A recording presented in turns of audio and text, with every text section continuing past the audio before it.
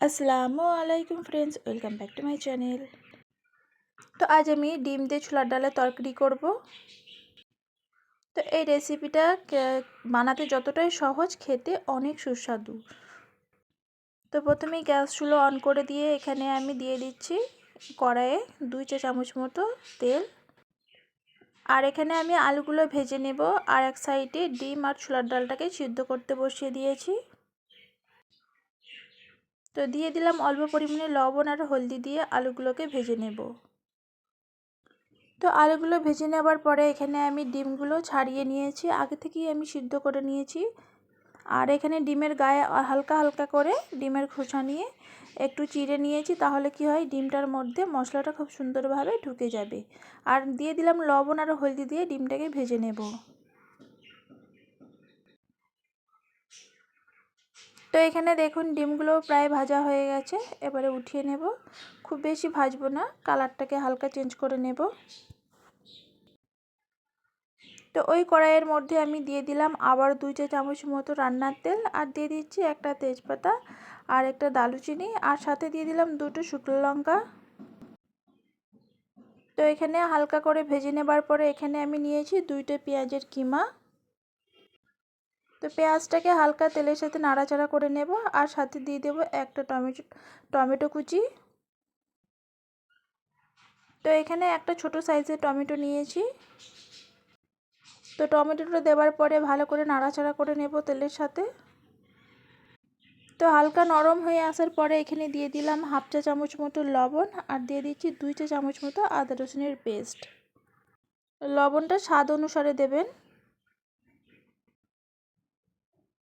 তো এখানে এক মিনিট কষিয়ে নেবার পরে দিয়ে দিচ্ছি এখানে হলদি পাউডার, জিরা পাউডার, ধনিয়া পাউডার আর লঙ্কা পাউডার। তো এখানে 1/2 চা চামচ মতো দিয়েছি, আপনারা কম বেশি করে নেবেন। তো মশলাটা দেওয়ার পরে 1 মিনিট মতো কষিয়ে নেব।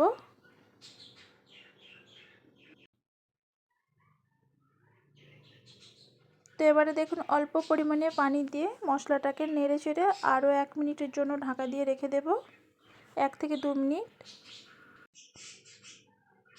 তো এখানে ঢাকা দিয়ে দিলাম, আর 2 মিনিট পরে দেখুন ফিরে আসলাম। এখানে মশলাটা খুব সুন্দরভাবে কষানো হয়ে গেছে।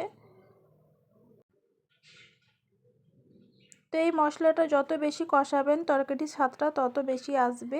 আর ভেজে রাখা আলু দিয়ে দিলাম। তো আলুটা দেওয়ার পরে একটু নেড়ে নিলাম। তারপরে এখানে দেখুন আমি ছোলার ডালটা সিদ্ধ করে নিয়েছি, সেটা দিয়ে দিলাম।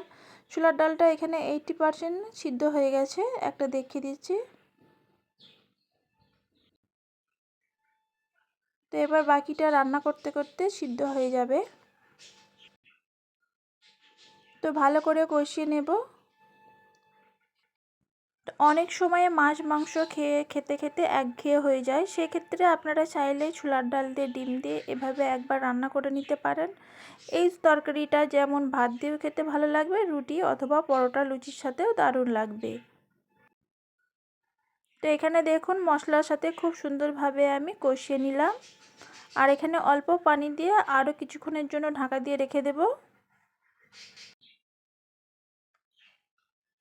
তো ছোলার ডাল ডিম তরকারিটা মাছ মাংসকেও কিন্তু হার মানাবে যদি এভাবে রান্না করা হয়। তো এখানে দেখুন ছোলার ডালটা আলুটা খুব সুন্দরভাবে সিদ্ধ হয়ে এসেছে। তো এইভাবে আরও কিছুক্ষণ কষিয়ে নেব। আর তো রোজকারের মতো রিকোয়েস্ট করে নিই, আমার ভিডিওটি যদি নতুন বন্ধু হয়ে থাকেন প্লিজ সাবস্ক্রাইব, আর ভিডিওটি ভালো লাগলে একটি লাইক করে দেবেন। সাবস্ক্রাইব করার পরে বেল আইকনটি অবশ্যই প্রেস করে দেবেন, এতে করে আমার ভিডিওর নোটিফিকেশন সবার প্রথমে আপনাদের কাছে পৌঁছে যাবে। তো সাথে এখানে ডিমটাও দিয়ে দিলাম। ডিমটা দেওয়ার পরে একটু কষিয়ে নেব। তো এখানে আমি 1 গ্লাস মতো পানি দিয়ে দিলাম, দিয়ে ভালো করে মিশিয়ে নেব। তো যেহেতু আমি এই ছোলার ডালের তরকারিটা একটু মাখো মাখো করব, খুব বেশি ঝোল করব না। তো এভাবে আমি ভালো করে মিশিয়ে নিয়ে ঢাকা দিয়ে রেখে দেবো মিডিয়াম ফ্লেমে 5 থেকে 10 মিনিট মতো। আর ওপরে দিয়ে দিলাম গরম মশলা। আপনারা চাইলে ছোলার ডালের তরকারির মধ্যে অল্প চিনিও অ্যাড করে দিতে পারেন। যারা মিষ্টি ভাবটা খেতে পছন্দ করেন তারা অবশ্যই দিতে পারেন।